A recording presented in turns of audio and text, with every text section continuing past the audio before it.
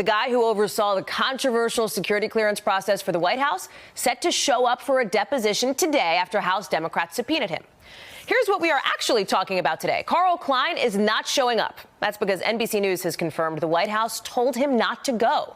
Kline used to oversee the clearance process and played a key part in granting those clearances to more than 24 White House aides over the objections of career staffers. So why the administration block him from talking?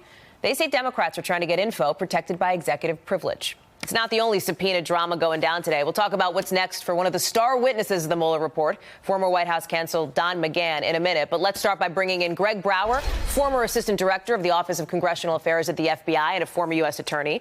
Betsy Woodruff and Sahil Kapoor are back with us as well. So, Greg, let me start with you. Kline. Yes. Does the White House have a legitimate argument here to say do not comply with this subpoena? Well, when put that way, Hallie, I would say no. And of course, legally it's dubious and the optics are terrible.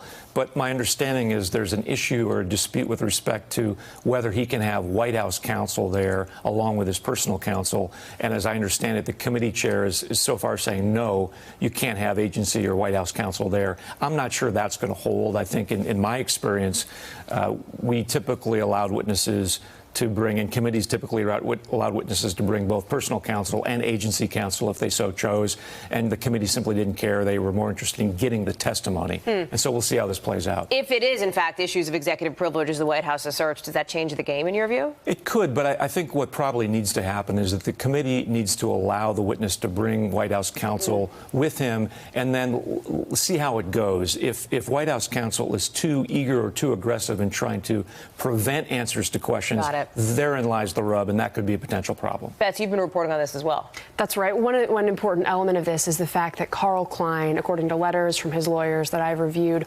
wants the White House to be on hand for his deposition. There was another staffer in that office, Tricia Newbold, of course, who's been a whistleblower. She's the whistleblower. She did not bring White House lawyers in when she spoke with Cummings. She didn't have to. The First Amendment protects your right to talk to congressional investigators with or without whoever you want to be in there. The issue here with Kline is he wants both his personal lawyer and lawyers from the White House who could potentially raise any executive privilege claims. And he's been in touch with the White House about it and agreed with the White House that if those White House counsel lawyers can't go in for the deposition, it's not going to happen. That's their view. Sal, this is a critically important potential deposition here, though, a potential piece of information, given that there are a lot of questions about these security clearances, what the president did or did not do, who did or did not overrule whom, right, as it came to granting these clearances to people that career staffers thought really shouldn't have them.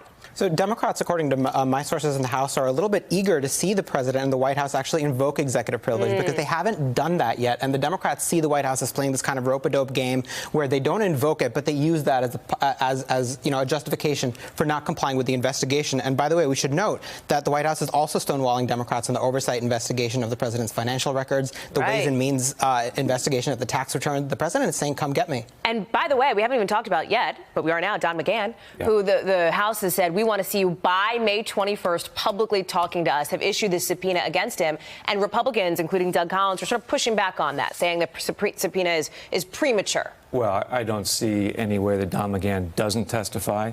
And frankly, in an open public setting, you think? Right. And I don't see any way that that's not the most compelling testimony that we've seen on the Hill in a long time. And the president, of course, being the president, has caused this potential spectacle because had he just left well enough alone with the Mueller report, not that it was good for him, but of course he's questioned McGahn's credibility and veracity. McGahn's counsel, as you've seen, has pushed back on that.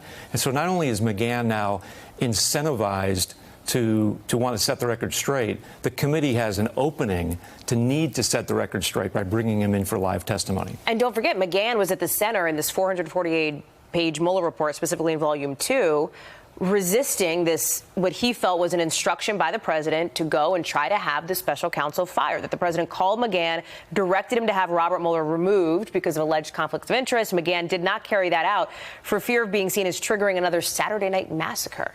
Yeah, I was just going to say, look, McGahn, there's no way McGahn was misleading with respect to the Mueller team. And there's no way that he was confused. He simply told the truth, I'm sure. And what's ironic about this, of course, is that McGahn has been one of the favorites of the president's base. So for the president and potentially his base to now turn on McGahn and suggest that he's not telling the truth, it makes no sense at all. Quickly, Betsy. One thing that's important about the McGahn portion is that his testimony stands in contrast to so many White House officials who didn't want to talk to Mueller, notably Donald Trump Jr., who refused to participate in a voluntary interview. McGahn could have taken the Don Jr. strategy, and he didn't. And instead, he talked for upwards of 30 hours, and the fact of that is historic. And I'll tell you, there is a question, too, among folks that I've talked to in the West Wing who wonder why he was allowed to do that in the first place, why the White House thought that was a good idea. Betsy, Sahel, stick around. Greg, it's always great to have your perspective and your expertise. Thank you for coming on. Great to be here.